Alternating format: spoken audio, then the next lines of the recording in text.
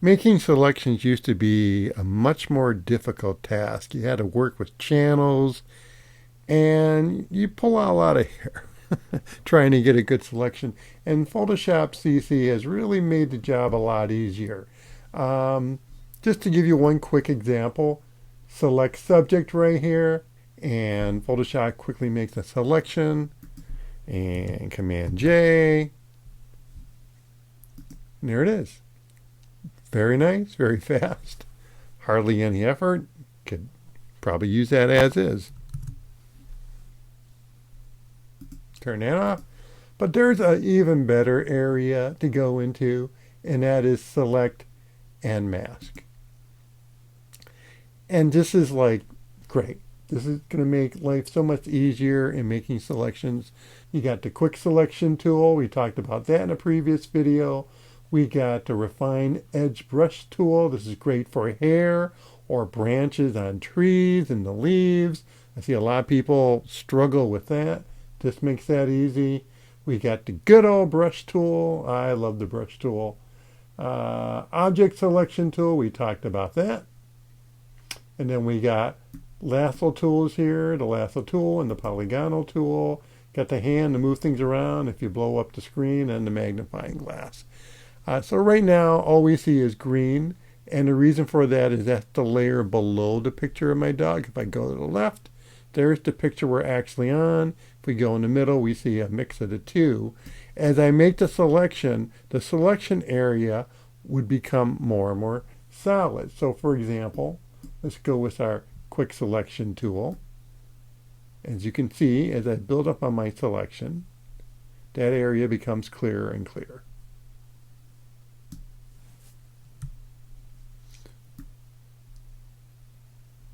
I can quickly see problem areas. It's great.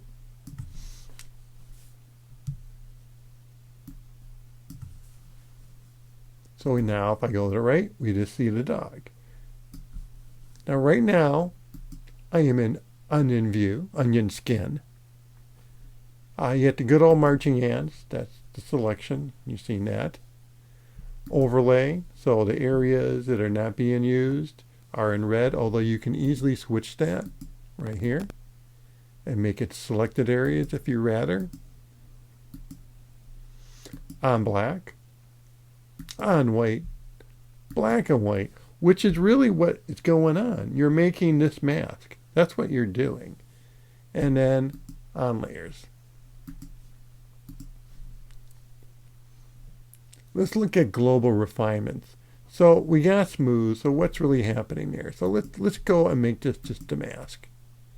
And I'm going to blow this up so it's clearer. You can see how it's simplifying the line.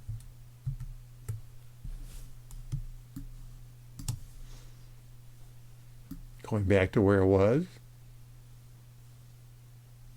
So it's an easy way to clean up and get a nicer, sharper edge to your selection. Feather, which is the dog, I'd probably want to feather it a bit. You can see it's softening the edges. Contrast will really get it to look very pixely, but sometimes you want that sharp edge, like on a car or a building. And shift edge will make my selection smaller or go further out from the subject.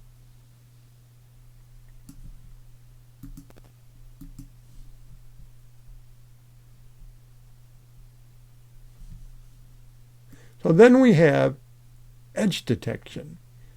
So if I go back to black and white and I click on show edge, we don't see anything. But when I start beefing up the radius, we start seeing something. And what we're seeing is the area that Photoshop is figuring out how to make things move smoothly in your selection. So it's not really making an outline in your selection. That's the actual area that's working on.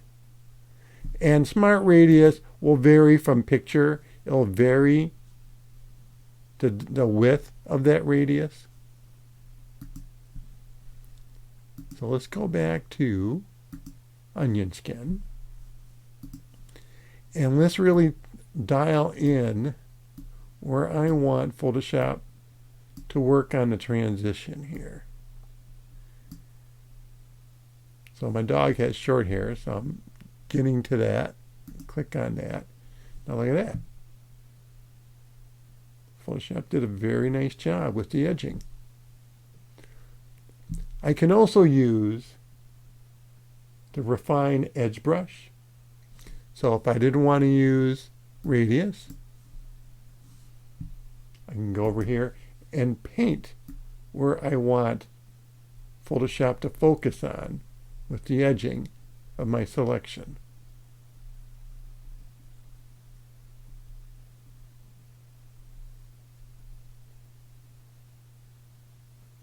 And that's great.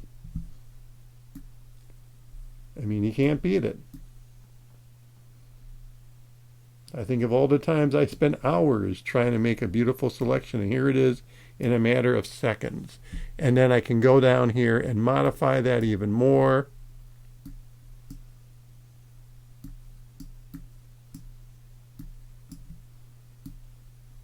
Bring it in a little bit. And then there's also global output, where I can decontaminate the colors. Basically, it's colorizing the edges. So you see how that went to a lighter tone. It read the colors on the nearby pixels and colored them. Take a look at it down here.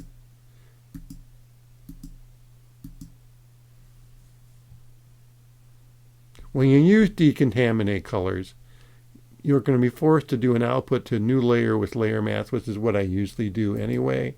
There's other choices when you're not on this one. Let's just deconnect it, deselect it.